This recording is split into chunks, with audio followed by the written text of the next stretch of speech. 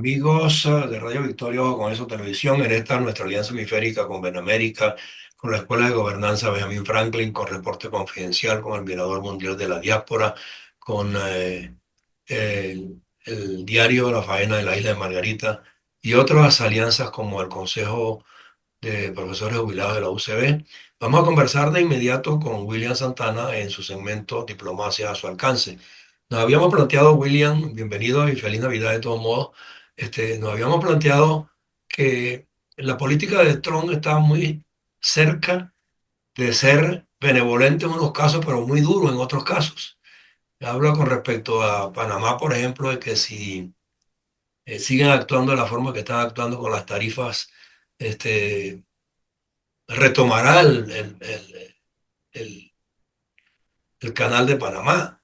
A México le dice pues que si aumentan los aranceles, bueno, van a ser mucho más duros de lo que se imagina, que van a catalogar ya definitivamente pues a muchos estados mexicanos como inmersos en el terrorismo. O sea, y así por el estilo. Y en el caso de Venezuela, pues no se diga. Ha designado funcionarios especiales, pero ha sido menos duro, pareciera, ¿no? Con respecto al régimen actual que dice que va a seguir allí. Mientras que el mundo González, a nivel internacional y particularmente en toda Europa y casi América Latina en general, se atiene el apoyo de los que son demócratas, los que no pues siguen alineados con el régimen venezolano de Maduro. Entonces, en esta disyuntiva, ¿cuál crees tú que sea finalmente la posición de Estados Unidos con respecto a América Latina en su conjunto? Porque el problema es que América Latina tiene unos focos dictatoriales evidentes y declarados como Mm, Noruega, Cuba eh, y Venezuela en particular, ¿no? Entonces, o sea, frente a eso, ¿tú crees que Donald Trump y su gobierno con respecto a América Latina tienen de verdad el propósito y la disposición de ser más duro o ser tolerante? sí. Buenos días, José Antonio. Bueno, como tú lo has dicho, hay estos temores acerca de la política de Donald Trump hacia América Latina. Esto es una política que pareciera que uno siente como si ya la estuviera ejecutando, porque Donald Trump está actuando ya como si fuese presidente. Ya ha nombrado su gabinete prácticamente íntegro y ha designado ya a ciertas personalidades que nos indican que el camino que puede tomar su política, y vamos a hablar específicamente, estos temores son que genera Donald Trump, estas atenciones son globales, pero hoy nos vamos a referir exclusivamente al caso de América Latina. Mira, la política de América Latina, al igual que el resto del mundo, la está enfocando Donald Trump en entre las sanciones y amenazas más que entre más que entre que la cooperación y el entendimiento. Son varios elementos los que ya nosotros pudiésemos avisorar como los que van a ser fundamentales, producto de esos discursos y producto del gabinete que ha nombrado. Te voy a mencionar el gabinete con una pequeña descripción de quiénes son para que este, ubicarnos en el contexto de cuál es la política que está planteada. Los asuntos fundamentales que se van a referir hacia Latinoamérica, que tradicionalmente se ha considerado el patio trasero de los Estados Unidos, y ha sido así, con la excepción de Obama, que sí le puso un poco de atención a Latinoamérica, pues el resto de las administraciones de los Estados Unidos durante décadas ha sido de poca atención hacia la región. Vamos a ponerlo de esa manera. Los temas, como te dije, pues Oye, en la región se le han instalado unos focos vía algunos países izquierdistas que de alguna manera son confrontacionistas hacia Estados Unidos de manera evidente por parte de potencias de más allá. Entonces, sí, de eso es vamos a hablar. preocupante, ¿no? De eso vamos a hablar, José Antonio. Mira, el primer asunto, y que yo creo que es el que genera mayor preocupación, tiene que ver con las migraciones. El segundo, que te voy a mencionar, tiene que ver con el comercio y lo que son las políticas de aranceles. El tercero es la penetración extrarregional, que, como tú sabes, China y Rusia han adelantado aquí posición al igual que se supone que hay células de Hezbollah aquí y bueno, y los grupos guerrilleros pero bueno, ya estos son internos. Vamos a hablar más bien de la penetración supuesta de Irán. Y Tú sabes que el, esa penetración normalmente se fortalece a través de los grupos irregulares en cada país. bueno, sí, eso sería quizá un tema de análisis aparte. Incluso ya en otras Otro oportunidades programa lo trataremos, pero gracias. hemos hablado de esto. Bueno, continúo. Lo que mencionaste en un principio, ¿cuál va a ser la política frente a las dictaduras latinoamericanas, especialmente Cuba, Nicaragua y Venezuela? Y por último, te voy a hacer mención acerca de el manejo que va a tener en el contexto regional en cuanto a las organizaciones, en particular la OEA, que es el principal foro en donde compartimos con los Estados Unidos y Canadá, el resto de los latinoamericanos. Bueno, vamos a empezar con el tema de migraciones. Mira, Donald Trump está permanentemente amenazando con la deportación masiva de migrantes, sobre todo de los migrantes que están, Por que mil gracias. representan un peligro.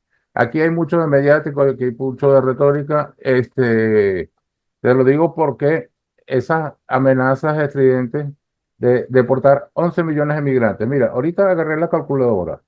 Y saqué la cuenta y dije, bueno, si va a deportar 11 millones de migrantes durante su administración, que duró 4 años, y vamos a suponer que el medio tradicional de transportarlos son aviones. Vamos a suponer unos aviones de mediana capacidad que serían de 250 pasajeros.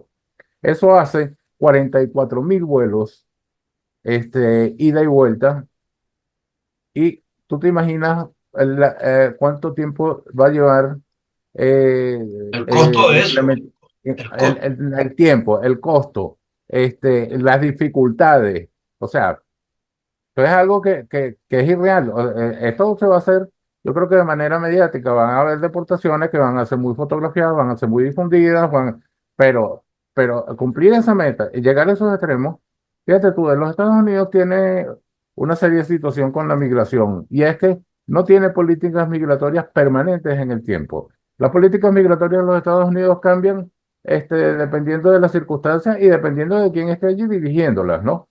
Y el caso es que, Y muchas veces fundamentadas en su necesidad de mano de obra.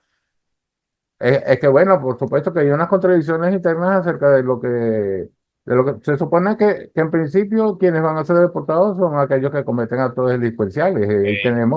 Eso Ahí no lo tenemos cuestiona nadie, ¿no? y ahí tenemos una mancha venezolana que es del Tren de Aragua, que bueno, que hay muchas dudas acerca de cómo se realizó su penetración y si tuvo participación gubernamental. Ujú.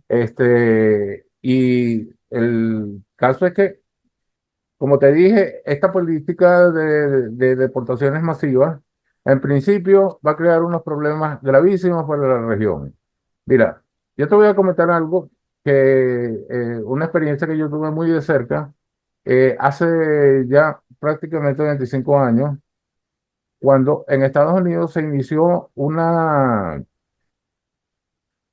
política de estas sin anuncio, de deportaciones masivas de delincuentes, fue en ese momento. Yo estando en Haití como encargado de negocios en la embajada, tuve de cerca el problema porque llegaron aviones cargados de delincuentes a Haití, a República Dominicana y a Centroamérica. Esos delincuentes que los dejaban en el aeropuerto sin ninguna identificación. Bueno, en principio por una razón, y es que se suponía que ya habían cumplido su pena y ellos no podían, o sea, una pena accesoria dentro de esos países, va contra la legislación internacional en la materia, pues va contra los principios propios de los estados, principios de derecho, ¿no? La doble pena, eso no está contemplado.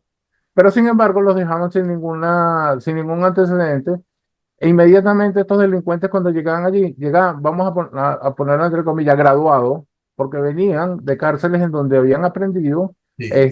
cosas nuevas que implementaban en esos países, especialmente los que se formaron las maras en En- Centroamérica, los graves problemas que hubo. y que todavía siguen repercutiendo en Haití y en República Dominicana, no en ese momento nada más, porque fueron en varias oportunidades, pero yo tuve la oportunidad de ver de cerca de esto porque estando yo en el aeropuerto de Haití esperando unas personas que venían a un vuelo, vi cuando bajaron de ese avión a aproximadamente 200 haitianos, de los que se formó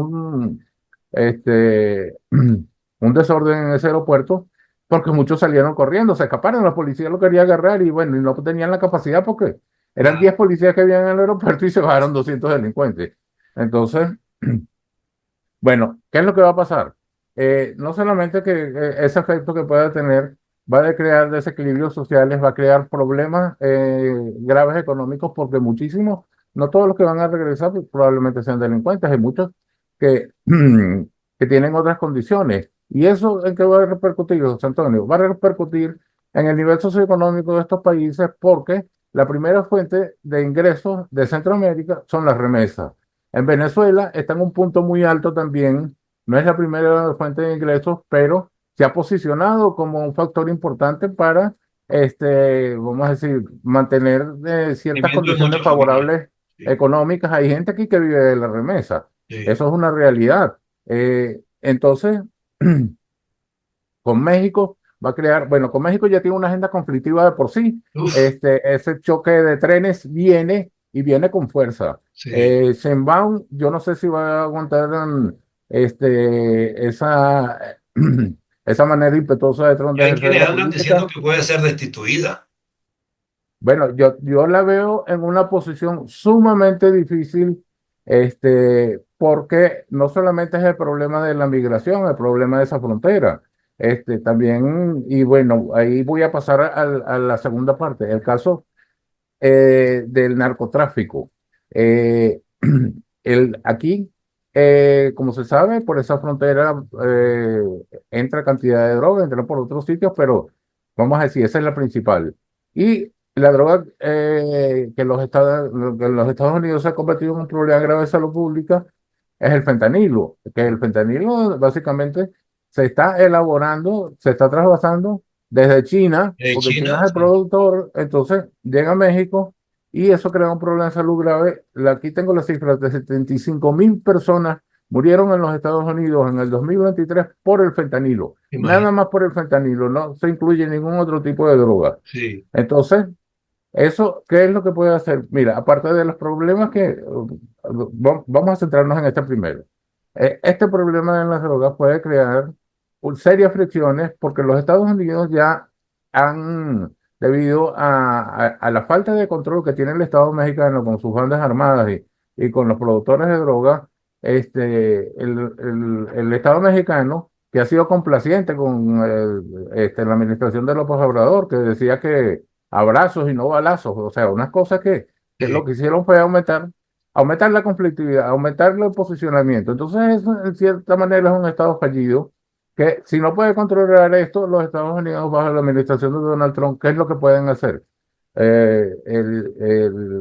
Fundamentalmente y con el gabinete que ha nombrado en materia de seguridad, de narcotráfico, el que nombró SAR de migración, el que nombró Walls de expertos en terrorismo, en drogas.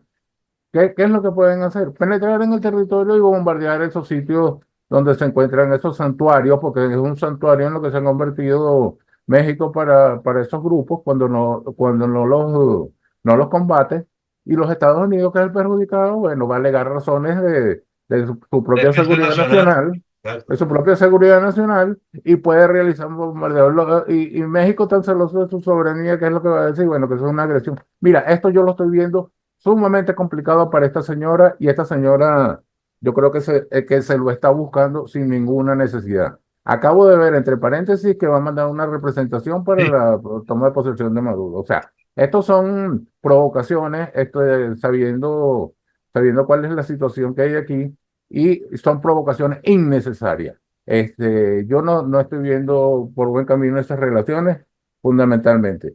Pero no vamos a centrarnos solamente en el tema de México, el combate de las drogas, No, por no, no. supuesto, este, que va, que va mucho más allá.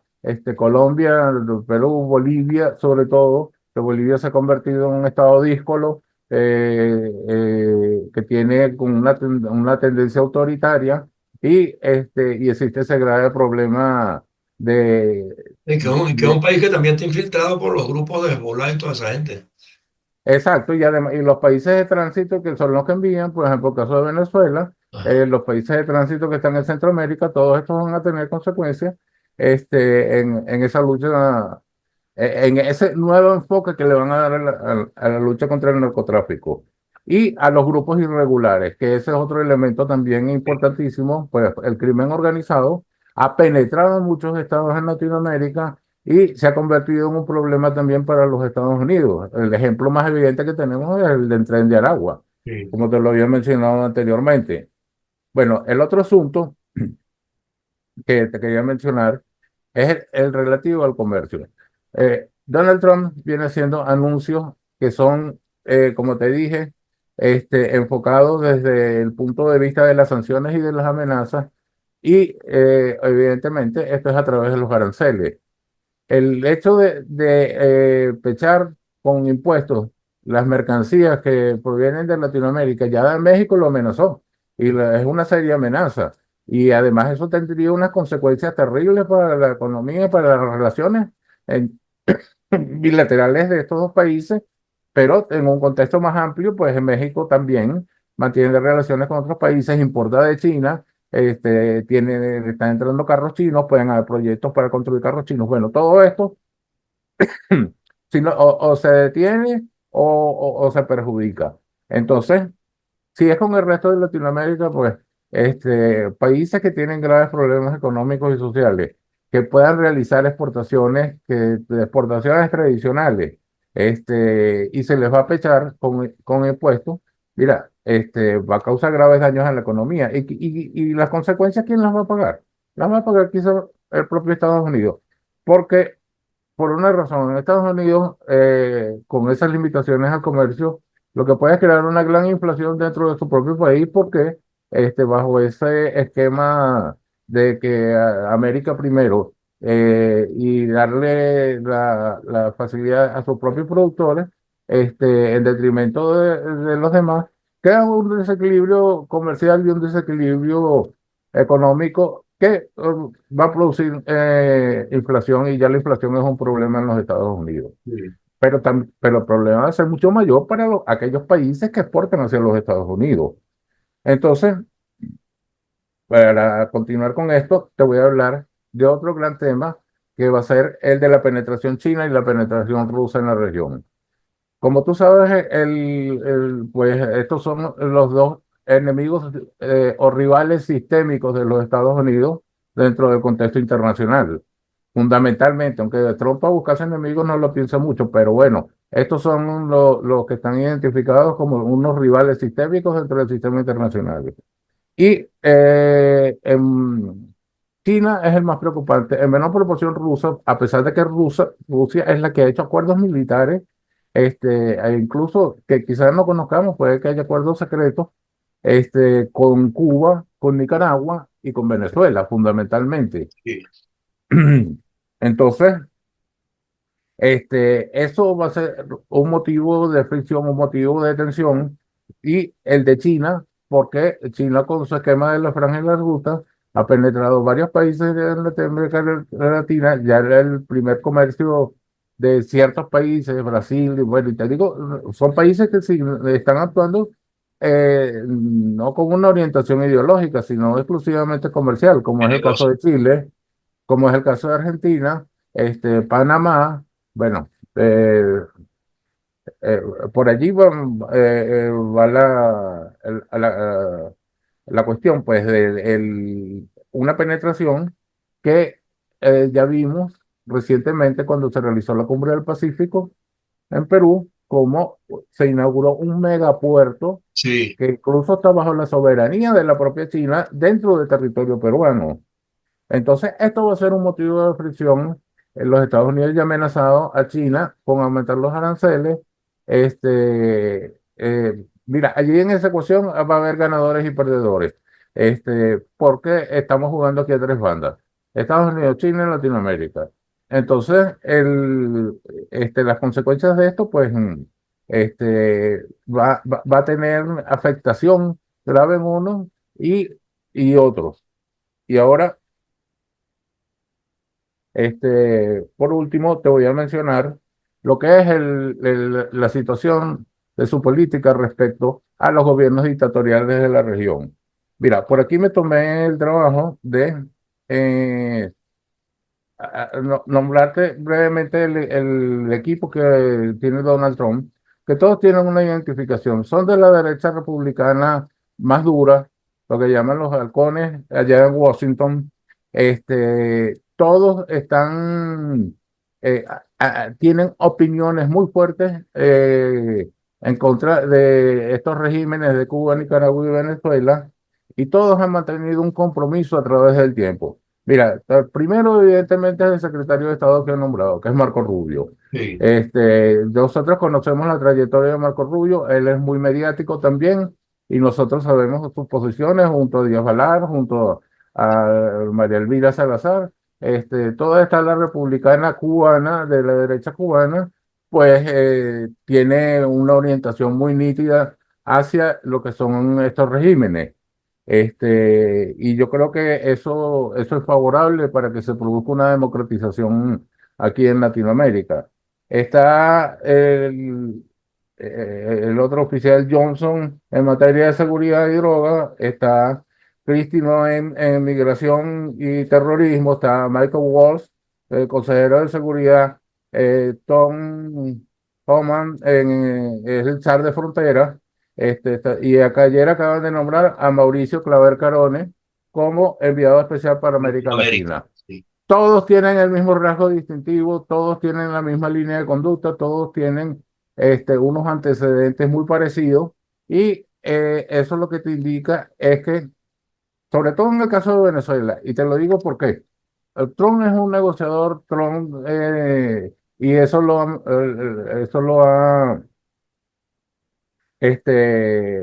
manifestado en sus declaraciones que es lo que aspira es lo mejor para Estados Unidos y que sus relaciones son de ganancia para los Estados Unidos. Y cuando habla de ganancia no solamente es el sentido económico, está hablando también de ganancias políticas. En el caso de América Latina, Nicaragua y Cuba no tienen nada que ofrecerle a los Estados Unidos. Ah, Venezuela sí, a pesar de esas declaraciones de que él diga que el petróleo de Venezuela que no les importa y qué sé yo, Donald Trump es un hombre imprevisible y sus declaraciones no pueden ser tomadas literalmente porque ya la experiencia lo ha demostrado, puede que cambie de opinión de un día para otro, sí, pero, pero hay líneas gruesas de conducta que yo creo que se van a mantener inalterables. A pesar de que algunos han dicho cercanos a él, no, ya Trump aprendió a gobernar, ¿no? Cuando uno se refiere a las acciones multilaterales que tomó en el pasado.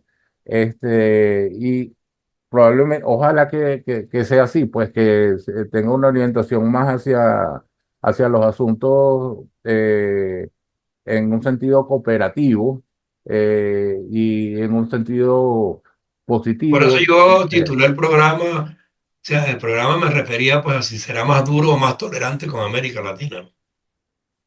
Sí, entonces el caso es mira, llamarlo conciliatorio, bueno, yo creo que eso sería el caso extremo. Y de este gabinete te digo que yo no lo veo como un gabinete permanente porque Trump no se le puede llevar la contraria porque él no lo piensa dos veces para sacar a alguien fuera de su equipo.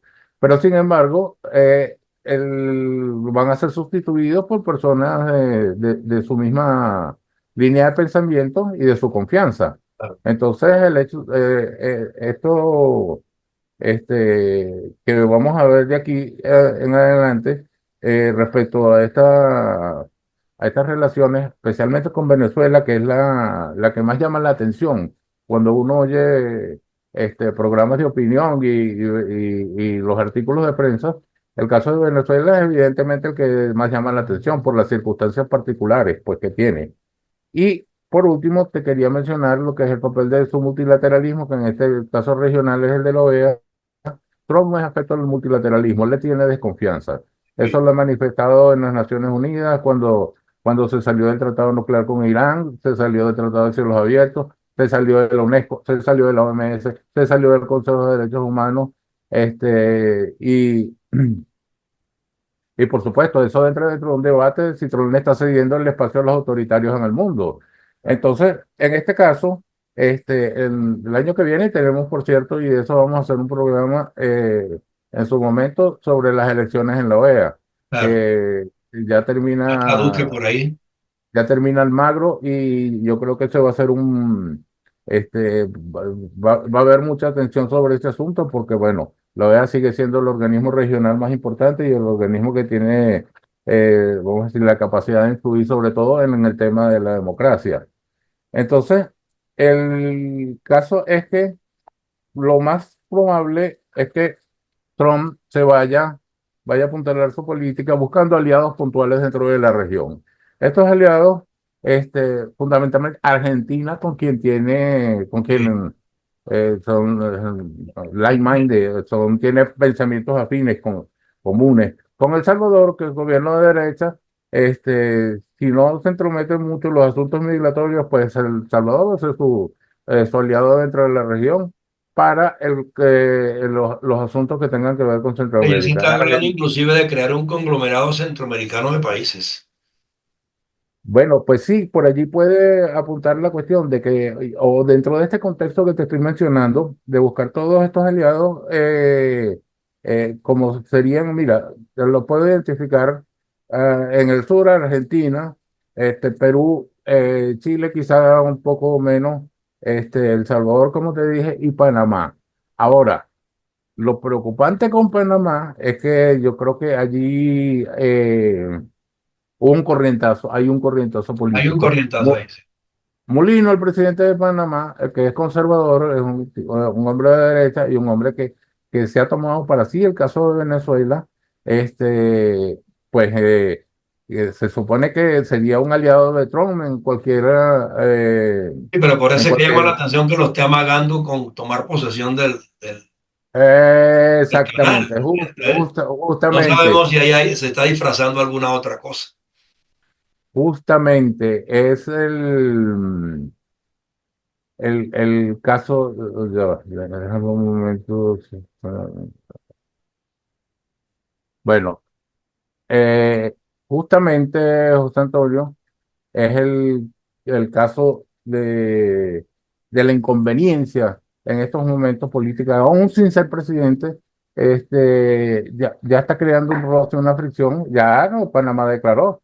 Eso, ¿cómo tú vas a revertir un tratado? Esos fueron los tratados Torrijos-Carter, que fueron tan ampliamente difundidos y celebrados en el mundo, porque eso tenía un componente de colonialismo, muy fuerte. Pero Y ahí se puede estar disimulando alguna otra cosa y una estrategia de repente oculta y estratégica, no sabemos.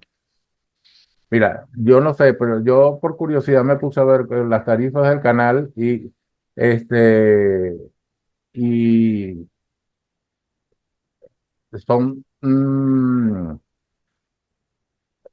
increíbles los montos que cobran por esos barcos. Yo no me imaginé que Sí. que eso fuese tan costoso.